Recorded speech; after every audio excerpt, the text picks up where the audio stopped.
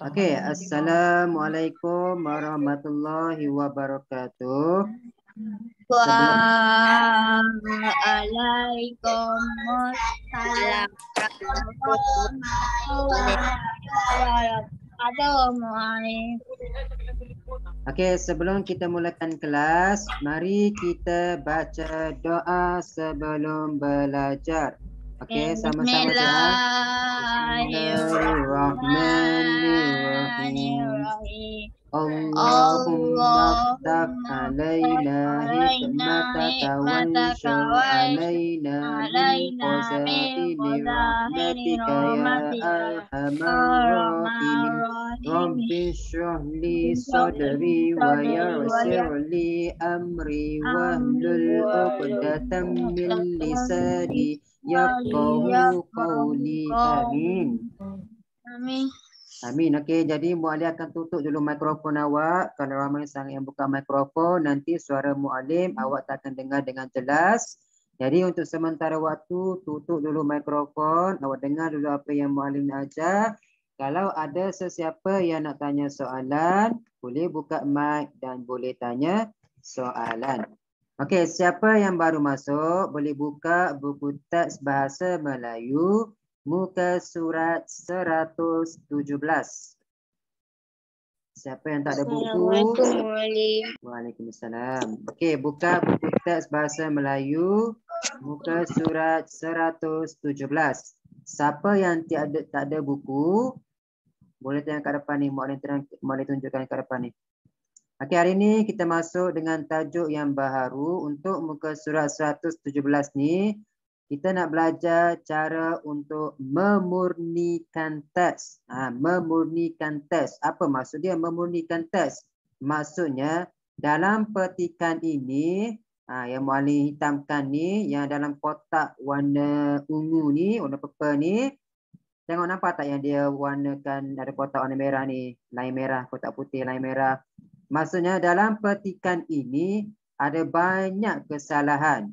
Antara kesalahannya ialah kesalahan ejaan. Ada 3 kesalahan yang kita kena cek. Yang pertama, kita cek tentang kesalahan ejaan. Maksudnya kita cek kesalahan ejaan. Dalam petikan ini ada kesalahan ejaan. Ada perkataan yang dieja salah. Jadi kita kena betulkan perkataan ini dengan ejaan yang betul. Itu yang pertama. Ada kesalahan ejaan. Yang kedua, tadi muallim bagi tahu pada awak, kita nak cek kesalahan ada. Kita maksud dia nak memurnikan teks, kita cek kesalahan. Kita semak kesalahan. Ada 3 perkara yang kita kena cek. Yang pertama, kesalahan ejaan. Dalam petikan tu ada banyak kesalahan ejaan. Jadi kita kena betulkan elok. Yang kedua, kesalahan tanda baca. Maksudnya tanda baca ni simbol tanda baca sama ada titik, koma, tanda seru, tanda tanya, tanda pengikat kata. Itu maksud dia tanda baca. Dan yang ketiga, kita cek kesalahan penggunaan imbuhan. Itu yang ketiga. Ada kesalahan penggunaan imbuhan. Contoh dia, ayat yang betul kita gunakan, saya memakan nasi goreng. Tapi ayat dia tulis, saya dimakan nasi goreng. Itu maksud dia, kesalahan imbuhan. Jadi mari kita cek dalam petikan ini kesalahan, ketiga-tiga kesalahan ini. Kita murnikan balik teks ini. Kita tulis balik teks ini, kita betulkan teks ini dengan tulisan yang betul, dengan susunan ayat yang betul, yang tak ada kesalahan ejaan, tak ada kesalahan tanda baca, dan tak ada kesalahan penggunaan imbuhan. Itu yang pertama. Okey, mari kita tengok petikan ini. Tajuk dia bagi kat sini, tidak basah lagi kasutku. Zara dan ibunya ke kedai untuk membeli kasut sekolah yang baharu.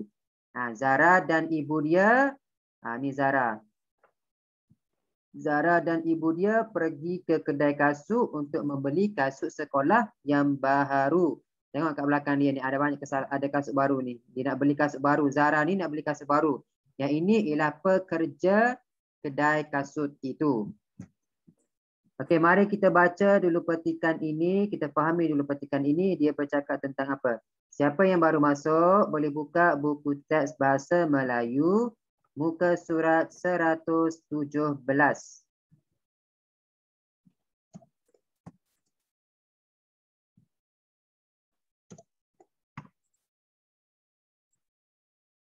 Okey, siapa yang baru masuk buku teks bahasa Melayu muka surat 117. Siapa yang baru masuk muka surat 117. Buku teks bahasa Melayu muka surat 117. Okey, macam tadi boleh beritahu kepada awak. Okey, kita baca dulu petikan ini, kita fahami dulu. Okey, yang pertama dia beritahu, Encik, kami sedang mencari kasut sekolah yang kalis air. Adakah encik menjualnya? Tanya Puan Zura. Ada. Kasut tersebut diperbuat daripada getah, namun tidak selesa terpakai. Saya cadangkan Puan dibeli kasut sekolah biasa yang diperbuat daripada kanvas. Kasut tersebut lebih selesa dipakai, terang jurujual. Memang selesa, encik, tetapi mudah basah apabila kena air hujan, balas Puan Zura. Jika begitu, saya mengesyorkan Puan membeli penyembur kalis air ini. Penyembur ini dapat melindungi kasut daripada basah ketika hujan, kata jurujual. Wah, bagusnya penyembur ini. Bagaimanakah menggunakannya? Tanya Zara. Kamu hanya perlu menggoncangkannya dan menyemburkannya pada kasut. Jarak semburan ialah 15 cm dari kasut.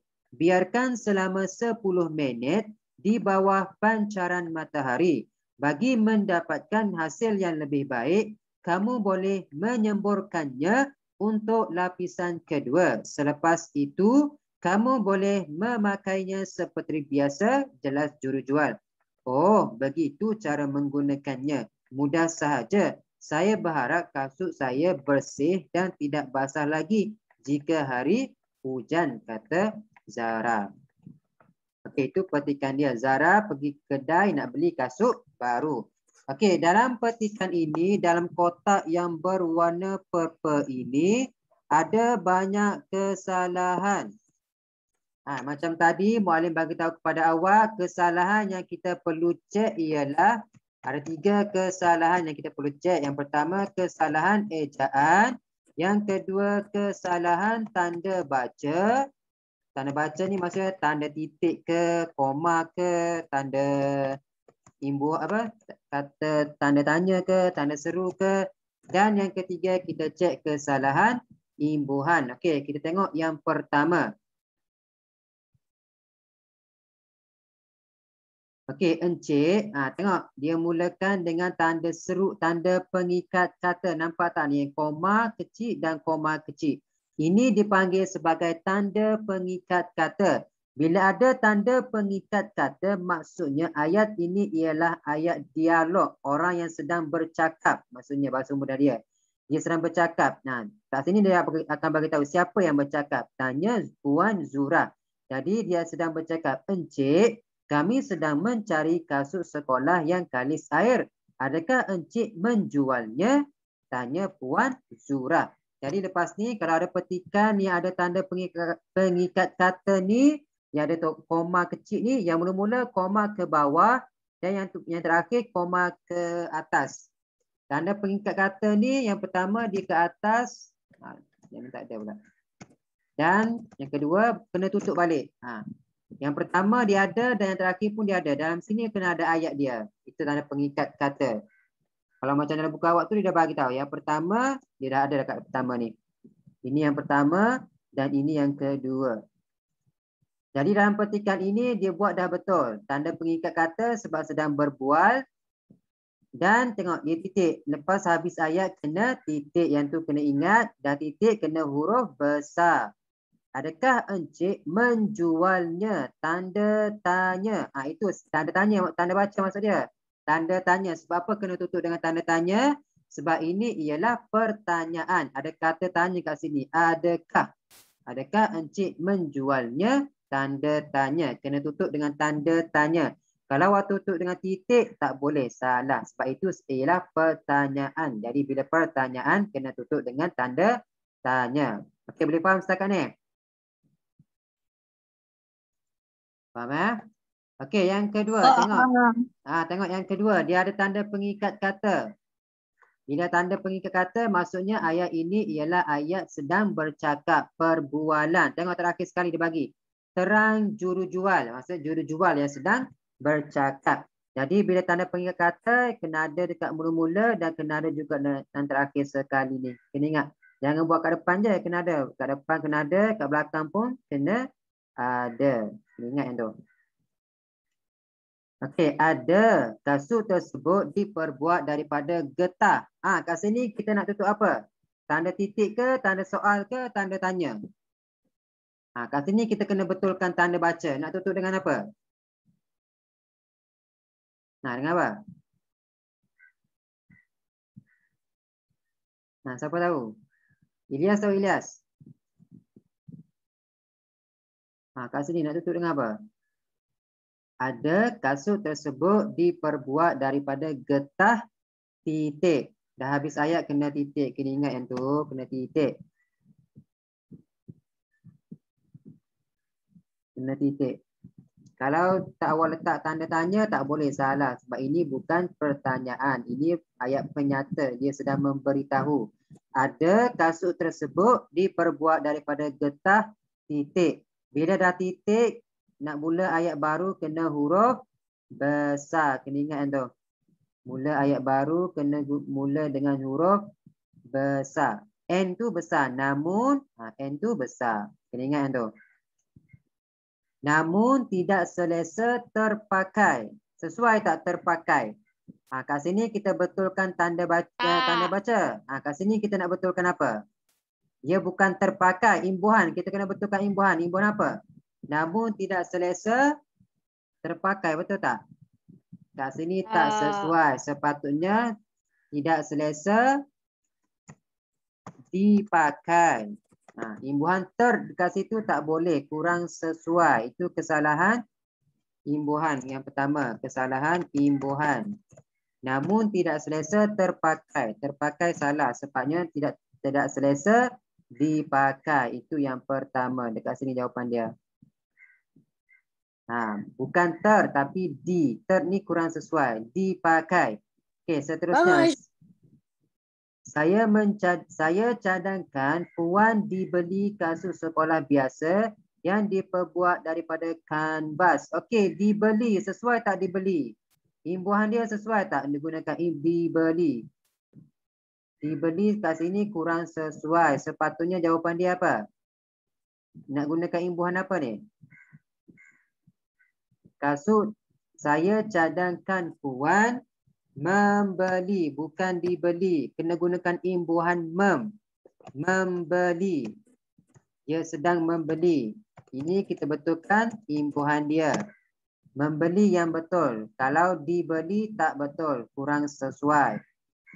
Itu yang kedua. Kasut tersebut lebih selesa dipakai. Lebih. Betul tak ejaan lebih ni? Betul tak ejaan dia? Ada orang ketak ni.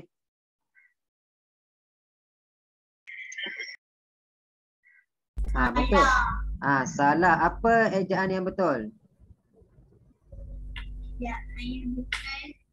Lebih. Betul tak ejaan lebih? Lebih L-E-B ke B-E ke B-I?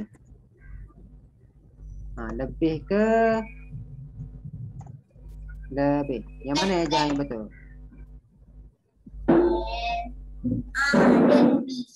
Dia bukan E tapi dia air. Kat situ dia buat air. Kat sini kita betulkan ejaan. Kat situ dia tulis lebih, ejaan dia ada E. Sepatutnya bukan E. Sepatutnya kat sini huruf air. Okey, itu yang kedua. Okey, seterusnya. Memang selesa memang selesa, encik tetapi mudah basah apabila mengkena air hujan.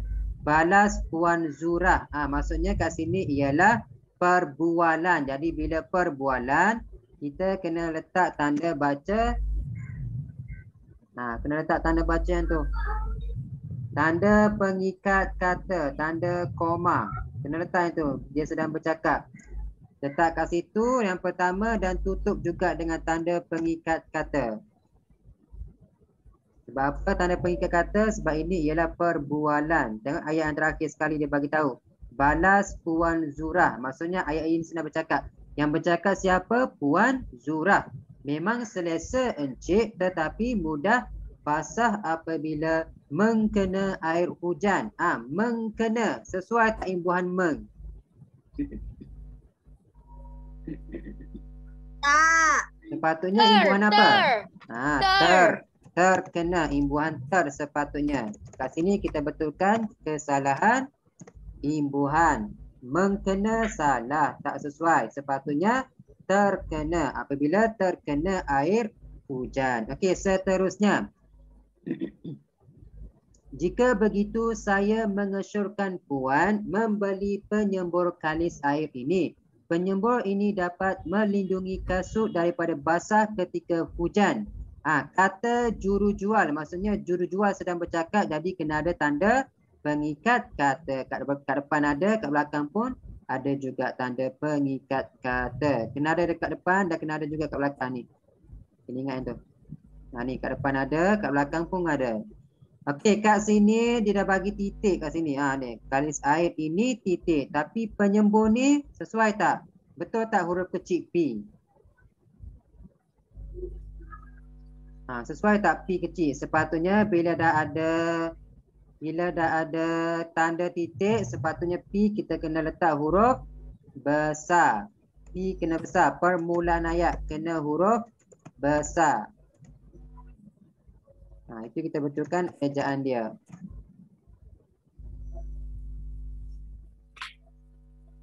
Penyembur kena huruf besar.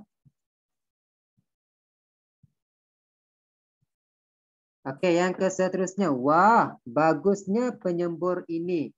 Bagaimanakah menggunakannya? Tanya Zara. Zara sedang bercakap, jadi kena ada tanda pengikat kata kat depan dan juga dekat belakang. Okey, yang pertama nak betulkan tanda baca. Wah, bagusnya penyembur ini. Alif faham apa? Wah, bagusnya penyembur ini. Okey, kat sini kita nak kena tutup ayat dengan apa? Nak tutup ayat dengan tanda apa? Titik ke? Tanda koma ke? Tanda seru ke? Tanda baca? Titik tak boleh. Kat sini kita tutup dengan tanda seru. Kena tutup dengan tanda seru. Kenapa tutup dengan tanda seru? Sebab kat depan ni ada wah. Wah ni kata seru. Bila kata seru kena tutup dengan kata seru. Kata seru ni kita gunakan untuk menyatakan perasaan. Wah, bagusnya penyembur ini. Rasa teruja. Okey, seterusnya. Bagaimanakah menggunakannya? Kat sini kita kena tutup ayat dengan apa? Ini ada kata apa ni? Nak tutup dengan tanda seru ke? Tanda koma ke? Titik ke? Nak tutup dengan apa? Kat sini kita tutup dengan tanda Tanda tanya. Tanda tanya. Kenapa tanda tanya? Sebab ada bagaimanakah.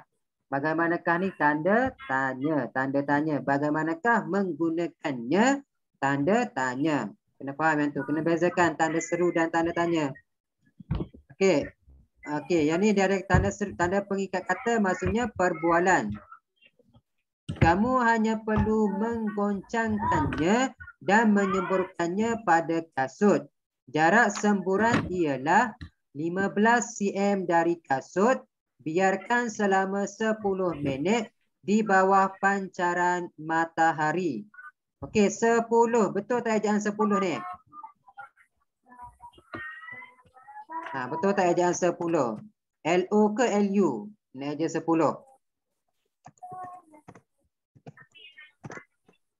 Ejaan 10 sepatutnya U bukan O. Kat sini dia bagi O. Ni 10. Tak boleh 10. Salah. Ejaan dia U. L-U-H. 10. Okey, seterusnya bagi mendapatkan hasil yang lebih baik. Mendapatkan. Sesuai ke imbuhan mendapatkan salah. Sepatutnya apa dia? Sepatutnya apa? Ada orang ke tak dalam kelas ni? Awak kalau diam je, muallim tak tahu awak faham ke tak. Nanti bila suruh buat kerja rumah, awak pun salah. Awak dah jam 4 dah ni. Kalau benda basic macam ni pun awak salah lagi, banyak lagi awak kena buat salah. Mendapatkan hasil kat sini salah. Imbuhan mendapatkan salah. Sepatutnya imbuhan apa yang sesuai? Bukan tapi men. Kena ada N. Mendapatkan. Bagi mendapatkan hasil yang lebih baik, kamu boleh menyemburkannya untuk lapisan kedua. Selepas itu, kamu boleh memakainya seperti biasa. Jelas juru jual. Memakai. Betul ke memakai? Imbuhan men. Kat sini kita nak gunakan imbuhan apa? Memakai. Sepatutnya memakai. Tak ada men. Memakai salah. Memakai yang betul.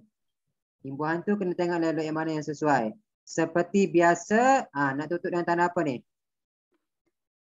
Dia sedang berbual.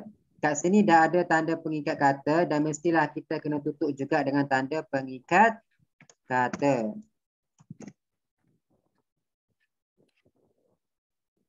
Ingat tu. Okey, yang terakhir sekali. Oh, begitu cara menggunakannya. Mudah sahaja. Saya berharap kasut saya bersih dan tidak basah lagi jika hari hujan. Betul tak ejaan bersih ni? B-E-R-S-E-H. Bersih. Patutnya S apa? S-I ke S apa? S-I. S-I. Ejaan. Itu cara dia. Boleh faham setakat ni Okey, kat sini tengok. Ada O. O ni kata seru. Bila kata seru, sebab tu kat sini dia tutup ayat dengan tanda seru.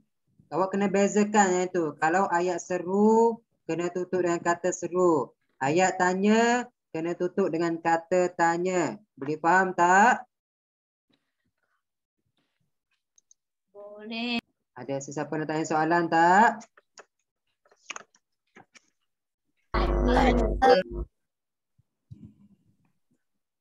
Semua jelas tak? Okay, kita ada 10 minit lagi. Okey, semua jelas tak tentang tadi membunyikan teks. Kita cek kesalahan ejaan, kesalahan tanda baca dan juga kesalahan imbuhan. Boleh faham? Nanti kerja rumah awak hari ini, apa yang kita belajar tadi, awak tulis balik dalam buku penulisan. Awak betulkan balik mana yang betul, mana yang salah. Kena betulkan balik mana ejaan salah, betulkan balik dengan ejaan betul. Kalau tanda baca salah, kena betulkan balik. Boleh? Boleh. Okey, kalau semua jelas. Okey, tengok muka surat sebelah pula. Yang terakhir sekali. Muka surat 118. Okey, 118 ni tajuk dia ialah tentang robot impian. Robot impian. Okey, kita baca dulu teks ni. Zara dan kakaknya Fika mempunyai impian memiliki robot untuk membantu ibu mereka. Mereka telah berjumpa dengan robot impian mereka semasa berkunjung ke pameran inovasi robotik. Okey, Zara dan kakaknya ni ada impian untuk ada robot untuk membantu ibu mereka. Okey, tengok dalam kotak warna pink ni. Ni cerita Fika, robot dia, robot tentang apa ni? Okey, tengok dia beritahu. Hai kawan-kawan, nama saya robot vacuum. Saya dicipta daripada teknologi terkini. Saya mampu meringankan tugas membersihkan rumah. Itu robot impian Pika. Robot impian dia ialah tentang robot vacuum. Ini ialah robot vacuum. Kalau pernah tengok bentuk ni. Yang kedua, apa fungsi dia? Saya mampu membersihkan rumah setiap hari. Saya berupaya menyedut segala kotoran. Tuan saya hanya perlu menekan suis untuk menggerakkan saya. Dan lama lagi vacuum, mestilah kita gunakan untuk bersihkan rumah daripada kotoran-kotoran debu. Itu fungsi dia. Menyedut segala kotoran. Saya akan bergerak secara automatik ke setiap sudut di dalam rumah. Apabila pergerakan saya terhalang, saya akan bertukar arah. Robot vacuum ni awak tekan je, lepas tu dia akan bergerak dengan sendirinya. Badan saya berbentuk bulat dan nipis. Bentuk ini memudahkan saya membersihkan kotoran di ruang yang sempit seperti di bawah kerusi dan meja. Itu yang pertama. Okey, dalam petikan yang kedua ni, tadi cerita tentang Pika. Ni Pika. Pika, robot impian dia ialah robot vacuum. Okey, cerita Zara pula. Zara, robot dia robot pengelap. Okey. Hai kawan-kawan, nama saya robot pengelap. Saya dicipta dengan teknologi moden. Saya mampu Pika robot dia robot vacuum. Zara pula robot dia robot pengelap. Okey, jadi apa fungsi robot pengelap? Saya mampu membersihkan. Lap lantai. Saya mampu Lap lantai. Lap lantai. Lap lantai. Mengelap lantai. Titik. Itu yang pertama. Saya mampu mengelap lantai. Okey, yang kedua. Saya mampu mengemop lantai setiap hari. Saya berupaya. Berupaya apa? Setiap hari dia boleh mop lantai. Saya berupaya. Apa yang sesuai nak gunakan? Saya mampu mengemop lantai. Membersihkan apa? Membersihkan kotoran. Kotoran Di dalam lantai. Di lantai. Di atas lantai. Sebab nama lagi robot pengemop, pengelap, mestilah dia pun boleh mengemop. Okey, yang ketiga. Saya akan bergerak secara automatik ke setiap sudut di dalam rumah apabila nak hidupkan robot, kita kena tekan switch dia. Apabila Tekan switch. dia sama macam yang ini. Tekan switch. Apabila tekan switch. Apabila menekan switch. Okey, tengok kat tepi ni. Okey, kat sini kurang sesuai. Okey, kita salah kat sini. Okey, tengok yang tepi ni. Dia sama je. Okey, saya mampu membersihkan rumah setiap hari. Saya mampu mengemuk lantai setiap hari. Saya berupaya, tadi pun dah betul. Berupaya membersihkan kotoran di atas lantai. Okey, yang ini pula tengok angka sebelah dia bagi. Saya akan bergerak secara automatik ke setiap sudut rumah. Yang ini pun sama. Saya akan bergerak secara automatik ke sudut rumah. Apabila pergerakan saya terhalang, saya akan bertukar arah. Okey, dia sama je. Apabila pergerakan, pernah jumpa tak vacuum ni, yang kecil-kecil ni? Tak pernah. Saya pernah tengok dalam cerita je. Kalau ada robot vacuum ni, dia awak on je switch, dia akan bergerak dengan sendirinya. Dia akan bergerak dengan sendirinya. Dia akan langgar je semua. Kalau ada kerusi, dia langgar kerusi. Bila pergerakan dia terhalang, dia akan berubah arah pergi tempat lain. Itu maksud dia. Apabila pergerakan saya terhalang, saya akan bertukar arah. Ini maksudnya aktiviti kita ni, kita mengubah suai cerita. Okey, yang terakhir sekali. Robot vacuum badan saya berbentuk bulat dan nipis. Kalau robot pengelap, badan saya berbentuk apa? Segi empat sama dan berbentuk segi tebal. empat Sama dan sama, tebal. dan Tebal. Tebal titik. Itu yang kedua. Lagi apa lagi dia bagi tahu? Kat sini dia bagi tahu bentuk ini memudahkan saya membersihkan kotoran di ruang yang sempit seperti di bawah kerusi dan meja. Jadi kita nak gunakan kenapa robot pengelap ni bentuk dia segi empat sama dan tebal? Supaya memudahkan dia untuk apa? Supaya Bentuk ini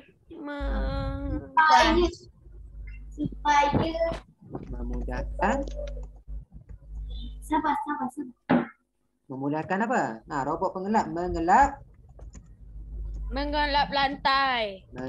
lantai di ruang yang besar. sempit. Itu contoh dia. Boleh faham tak? Dalam petikan ini kita ubah suai cerita ini dengan merujuk kepada yang sebelah kanan kiri kita ni. Bentuk dia bentuk yang sama je. Boleh faham tak? Faham. Siapa nak tanya soalan tak? Kita ada 4 minit lagi. Okey, semua jelas Semua faham? Okey, kalau semua jelas, semua faham, kerja rumah awak untuk hari ini ialah muka surat 117. Awak salin petikan ini di dalam buku penulisan dan awak betulkan terus mana yang salah. Kat sini nak kena letak tanda apa? Kat sini nak kena letak tanda apa? Yang ni imbuhan mengkena sesuai ke tak? Apa yang sesuai? Kalau ada kesalahan ejaan bersih, tulis terus jawapan yang betul. Boleh Boleh. Itu muka surat 117 dan muka surat 118 pula. Sama je macam tadi. Awak siapkan yang belah sini yang dalam kotak warna hijau ni. Boleh? Jadi kerja rumah awak muka surat 117 dan juga 118. Okey, ada sesiapa nak tanya soalan tak sebelum kita habiskan kelas? Kita ada 3 minit lagi. Semua jelas? Semua faham? Faham. Okey, kalau semua jelas, semua faham, setakat ini sahajalah kelas kita untuk pagi ini. Kerja rumah jangan lupa siapkan. Kita tutup kelas kita dengan baca surah Wal-As. Okey, sama-sama baca doa. Bismillahirrahmanirrahim. Wal-As. Innal insana lafi illallazina amanu salihat watawassaw bil haqqi watawassaw bis sabr. Amin. Okey, jumpa lagi. Assalamualaikum. Sama-sama. Okay, bye. Waalaikumsalam. Sama-sama. Waalaikumsalam.